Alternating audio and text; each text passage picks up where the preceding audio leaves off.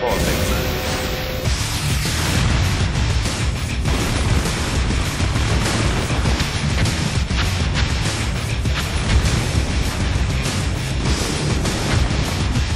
So Red Alert 3, the Soviets find themselves at the brink of defeat at the hands of the Allies yet again. You know, the same thing that's been happening at the end of every Red Alert game. But this time they have a secret trick up their sleeve. They have one of their own time machines, and they decide to go back in time and take out the one person responsible for their constant defeat at the hand of the Allies, and that's none other than Mr. Albert Einstein himself. So they go back in time, they take out Einstein, they come back to the present to expect that Moscow has been restored, and indeed it has, and the Allies are nowhere to be found, at least initially. Come to find out that even though they went back in time successfully, the present has changed, but not the way they liked it. Or not the way they were expecting it to, anyway. They've spawned a new enemy on the stage, which we call the Empire of the Rising Sun, which is the Empire of Japan, and the Allies, while weakened, they haven't gone anywhere. So now instead of having one enemy, they have two, so they've made the situation a lot worse for themselves than had they not traveled back in time at all. Can you tell us anything about the new faction, the Empire of the Rising Sun? I can't give you too many details, but of course they're Japanese, so you'd expect a lot of Japanese popular culture to be to sneak their way into the faction. So there'll be a lot of transforming units. There'll be a lot of anime influence. There'll be a lot of influence from Japanese soldiers during World War II.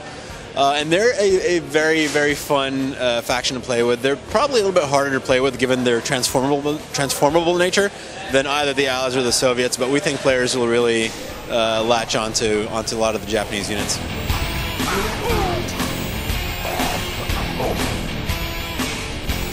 The resource system we're trying to keep a lot simpler than in previous games. There'll be one primary resource in Red Alert 3. The way that you mine it is pretty simple. We give you, when you go to build a resource structure down, like a refinery, we give you a little preview of where the most ideal place for that structure is. And when you place it down, it spawns a harvester all on its own. You don't have to build one manually. And then the most efficient method is one harvester per resource node. Resources aren't strewn about the field. They're localized in very centralized, or they're located in very centralized areas that we call resource nodes. And there's a variable number of nodes per map. And if you place a refinery in front of each node, that is pretty much your economy model right there, taking care of itself for you. We find that players want to focus on the combat and the exploration, and not so much the resource model. So Red Alert 3 straddles the line very neatly between letting people do that and still giving players a chance to harass their opponent's economy and not dumbing it down too much. Low power. The entire game, the entire Red Alert 3 campaign is co-op. So even if you don't have any friends like me, you can play the game, or you'll have to play the game with an AI co-commander.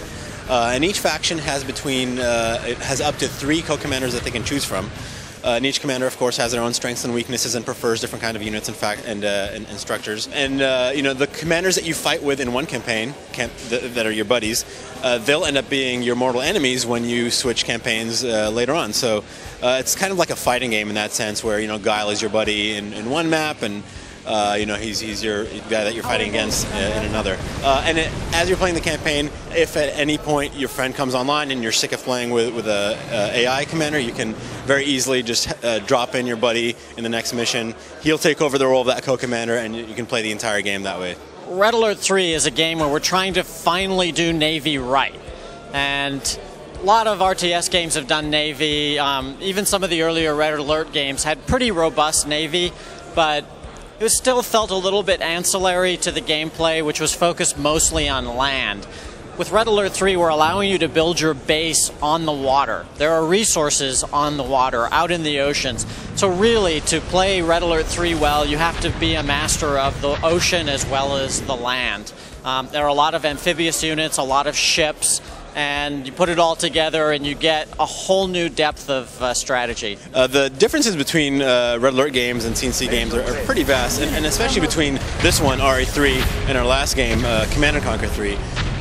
Just looking at the fiction and the tone, Red Alert 3 is much more lively, it's much more silly. We've got time travel and bears and units that shoot out of cannons and parachute down onto enemies. Whereas Command & Conquer, at least the Tiberium universe, is kind of serious. You've got Nod, which is this religious organization, and you've got this resource, Tiberium, that's infesting the world and kind of making it a very nasty place to be.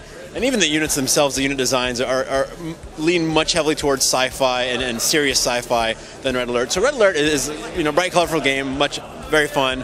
Tiberium, not so much on the bright and colorful. Still fun, but kind of dark and brooding. Have you gotten the chance to get yourself a favorite unit in the new game yet? Oh yeah, absolutely. My favorite unit has always been the Bullfrog, the Soviet Bullfrog, which you saw in the demo.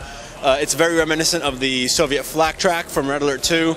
But it has this big circus cannon on the back that can shoot any infantry that you have garrisoned in it, like bears, like Tesla troopers. So it's very silly, and it's really true to what Red Alert is all about. So yeah, Bullfrog is by far my favorite unit so far.